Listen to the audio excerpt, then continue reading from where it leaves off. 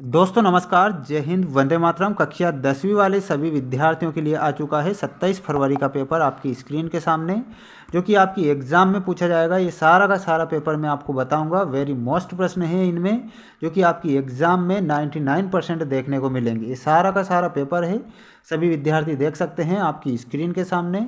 बढ़ते हैं हमारे क्वेश्चन की ओर, जो कि आपके लिए काफ़ी महत्वपूर्ण है। सभी विद्यार्थी वीडियो को लाइक कर दीजिए और चैनल को सभी विद्यार्थियों को सब्सक्राइब करना है। हमारे द्वारा आपको 4 सेट बताए जाएंगे, आपकी एग्ज़ाम के लिए 4 सेट पेपर बताए जाएंगे, जो कि आपकी एग्ज़ाम में 99% वेरी मोस्ट साबित होंगे। अगर हमारे द्वारा बनाए गए 4 सेट आपने देख लिए तो ऐसा कोई सा प्रश्न नहीं रहेगा जो कि आपकी एग्ज़ाम से बाहर निकल गया हो। बढ़ते हैं हमारे क्वेश्चन की ओर। क्वेश्चन आपसे पूछा गया है जिसमें सही विकल्प चुनकर आप सभी विद्यार्थियों को लिखना है। वेरी मोस्ट है, तुलसीदास की रचना है। तुलसीदास की रचना कौन सी है? तो यहाँ पर आप करेक्ट उत्तर बताएंगे और वो हो जाएगा रामचरितमानस। रामचरितमानस किसकी रचना है? तो यहाँ पर तुलसीदास करेक्ट करना है। और एक विनय पत्रिका भी बार बार पूछी जाती है, तो ये भी आप याद रखेंगे सभी विद्यार्थी। अगला जो क्वेश्चन आपसे पूछा गया है, दंतुरित मुस्कान किस कवि की रचना है? वेरी मोस्ट प्रश्न है, दंतुरित मुस्कान किस कवि की रचना है? तो यहाँ आप बताएंगे नागार्जुन की रचना हो जाएगी दंतुरित मुस्कान। जितने भी विद्यार्थी हमारे साथ नए जुड़े हैं, सबसे पहले तो चैनल को सब्सक्राइब कर लीजिए, क्योंकि जो प्रश्न मैं आपको बता रहा हूँ वेरी मोस्ट प्रश्न बता रहा हूँ।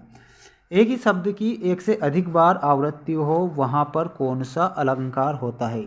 तो वहाँ पर पुनरुक्ति प्रकाश अलंकार होता है। जहाँ पर एक ही शब्द की आवृत्ति बार बार होती है, वहाँ पर पुनरुक्ति प्रकाश अलंकार होगा। जहाँ पर एक ही वर्ण की आवृत्ति बार बार होती है, वहाँ अनुप्रास अलंकार होता है। काशी किसकी पाठशाला है? तो यहाँ आपको बताना है संस्कृति की पाठशाला है काशी। अगला जो क्वेश्चन दिया गया है सभी विद्यार्थियों की स्क्रीन के सामने, वेरी मोस्ट प्रश्न है। देखिए, एक से अधिक अर्थ देने वाले शब्द क्या कहलाते हैं? एक से अधिक अर्थ देने वाले शब्द क्या कहलाते हैं? उन्हें अनेकार्थी शब्द कहते हैं। उन्हें क्या कहेंगे? अनेकार्थी शब्द। अगला है, मैं क्यों लिखता हूँ के लेखक का क्या नाम है? मैं क्यों लिखता हूँ के लेखक का नाम आपसे पूछा गया है। तो यहाँ आप करेक्ट बताएंगे अज्ञेय। अज्ञेय यहाँ आप सभी का करेक्ट आंसर रहेगा। जितने भी विद्यार्थी हैं, सबसे पहले तो आप वीडियो को लाइक कर दीजिए, क्योंकि अभी तक आपने वीडियो को लाइक नहीं किया है, और चैनल को भी आपको सब्सक्राइब करना है। आधुनिक काल का प्रारंभ सन से माना जाता है। जो आधुनिक काल है उसका प्रारंभ कब से माना जाता है? तो यहाँ पर आप बताएंगे सन 1843 से माना जाता है आधुनिक काल का प्रारंभ। करुण रस का स्थायी भाव क्या है? करुण रस का स्थायी भाव हो जाएगा शोक। अगला है, अलंकार में अप्रस्तुत कथन के द्वारा प्रस्तुत का बोध कराया जाता है। तो जो अन्योक्ति अलंकार होता है, कौन सा अलंकार? अन्योक्ति। जहाँ पर अन्य की उक्ति होती है, अन्योक्ति अलंकार होता है। अन्योक्ति अलंकार में अप्रस्तुत कथन के द्वारा प्रस्तुत का बोध कराया जाता है। तेरी गठरी में लागा चोर, यहाँ पर चोर लिखना है, चोर मुसाफिर जाग जरा। पंचवटी में कौन सा समास है? तो पंचवटी में आपको द्विगु समास करेक्ट करना है। क्या करेंगे? द्विगु समास। एक कुटिया में घूमता दिखाई देता है, तो धर्म चक्र यहाँ पर लिखेंगे, धर्म चक्र। सभी विद्यार्थी वीडियो को लाइक करेंगे और चैनल को सब्सक्राइब करेंगे। अब हम बढ़ते हैं हमारे नेक्स्ट क्वेश्चन की ओर। देखिए, क्वेश्चन आ चुके हैं वेरी मोस्ट। सत्य असत्य लिखिए में पहला प्रश्न है, फसल हजारों खेतों की मिट्टी का गुणधर्म है। तो यहाँ आप बताएंगे सत्य। मुक्तक काव्य पूर्वापर संबंध से रहित एवं स्वयं में पूर्ण रचना होती है। तो ये भी आपका सत्य होगा। नेताजी की प्रतिमा कस्बे के चौराहे पर लगी थी। तो ये भी सत्य होगा। भाववाच्य में क्रिया कर्म के अनुसार होती है। तो ये आपका असत्य होगा।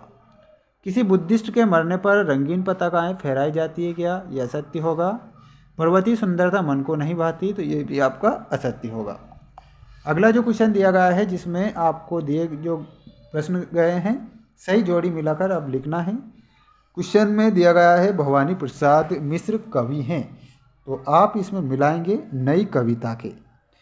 बात को आवश्यकता से अधिक बड़ा चढ़ाकर कहना, वहाँ पर अतिशोक्ति अलंकार होता है। संस्कृति में बदंत आनंद कौशल्यायन से मिलाना है। लेखक यशपाल की आदत निठल्ले बैठे कल्पना करने की। जो ईश्वर में विश्वास करता है आस्तिक होता है, और अणुबम विज्ञान का दुरुपयोग है। सभी विद्यार्थी एक इसका स्क्रीनशॉट ले लीजिए।